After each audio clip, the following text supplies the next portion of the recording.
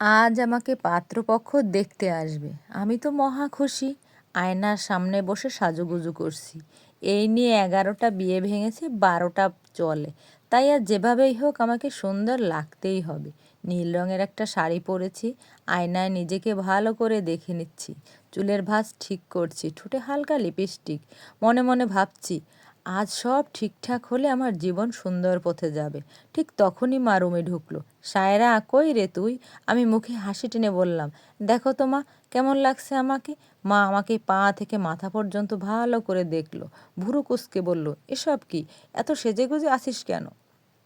আমি অবাক হয়ে বললাম, আজ আমাকে পাত্রপক্ষ দেখতে আসবে তাই। মা আমার মাথায় আলতো চাপ দিল, রাগী গলায় বলল, পাত্রপক্ষ আসবে বিকেলে, আর এখন সকাল 10টা বাজে। তাতে কি হয়েছে? সব কিছু আগে আগে করে রাখাই ভালো, বুঝলে? বিকালে পাত্রপক্ষ এসেছে, কিন্তু আমি এখনো রুমে, আমাকে কেউ ডাকছে না। মানে বুঝলাম না, পাত্র কি আমাকে না দেখেই বিয়ে করে ফেলবে? আমি ঘরের ভেতর পায়চারি করছি। না, আর পারবো না রুমে থাকতে। এবার রুম থেকে বের হয়ে কিচেনে গেলাম, কারণ পাত্রপক্ষের সামনে তো আর খালি হাতে যাওয়া যায় না। খুব যত্ন করে শরবত বানিয়ে নিয়ে হাজির হলাম ড্রয়িং রুমে। মা বাবা আমাকে দেখে অবাক হলো। বাবা মায়ের কানে কানে বলল, দেখছো তোমার মেয়ে কতটা নির্লজ্জ, সবার সামনে একা একা এসে হাজির। মা রাগি রাগি মুখে বলল, যেভাবে বলছো মনে হচ্ছে এটা আমার একার মেয়ে। তোমার মতোই হয়েছে ঠিক, বাপের মতো স্বভাব, নির্লজ্জ। বাবা এবার হাসি মুখে বলল, আমার মেয়ে সায়রা।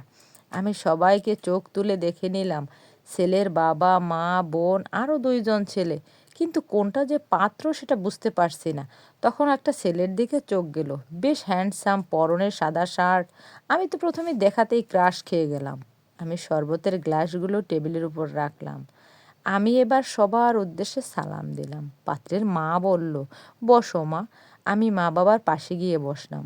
সেই সাদা শার্ট পরা ছেলেটার দিকে তাকিয়ে মুচকি হাসলাম। ছেলেটাও মুচকি হাসলো। ছেলের বাবা জিজ্ঞেস করলো, মা তুমি এখন কোন ক্লাসে পড়ো? আমি হেসে বললাম, এবার অনার্সের 2য় বর্ষে, কিন্তু 3য় বর্ষে থাকার কথা ছিল। পাত্রের বোন বলল, কেন, কি হয়েছিল?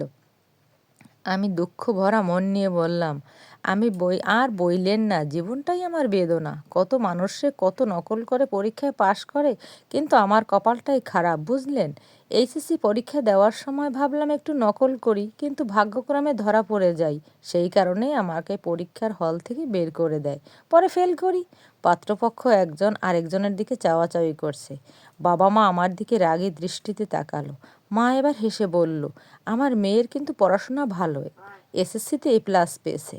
পাত্রের মা বলল, তাহলে এইচএসসিতে নকল করার কী দরকার ছিল? আমি বললাম, আসলে আমার খুব শখ ছিল নকল করার, কিন্তু কোনোভাবেই আমার শখ পূরণ হচ্ছিল না, তাই নকল করেছিলাম।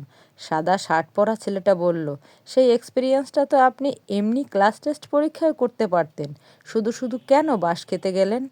করেছিলেন ক্লাসে অনেক নকল, কিন্তু কোনো ম্যাডাম বিশ্বাসই করতো না আমি নকল করে লিখতে পারি। আর সত্যি কথা হলো, আমার বাঁশ খেতেই ভালো লাগে। পাত্রের বোন আমার বানানো শরবতের একটা গ্লাস হাতে নিয়ে চুমুক দিতেই মেয়েটার মুখের রং পরিবর্তন হয়ে গেল। তাড়াতাড়ি মুখ থেকে ফেলে দিল, এটা কি শরবত নাকি অন্য কিছু, লবণে ভরা, আর এ কেমন হলুদের গুঁড়োর মতো স্মেল আসছে। আমি বললাম, ও, তাহলে মনে হয় আমি চিনির বদলে ভুল করে লবণ দিয়ে ফেলছি, আর ট্যাঙ্কের বদলে হলুদ দিয়ে ফেলছি, সরি। মেয়েটা বিরক্ত নিয়ে বলল, হ্যাঁ হ্যাঁ, বুঝতে পারছি। সবাই চুপ করে বসে আছে। আমি বললাম, আচ্ছা, আপনাদের কি আমাকে পছন্দ হয়েছে?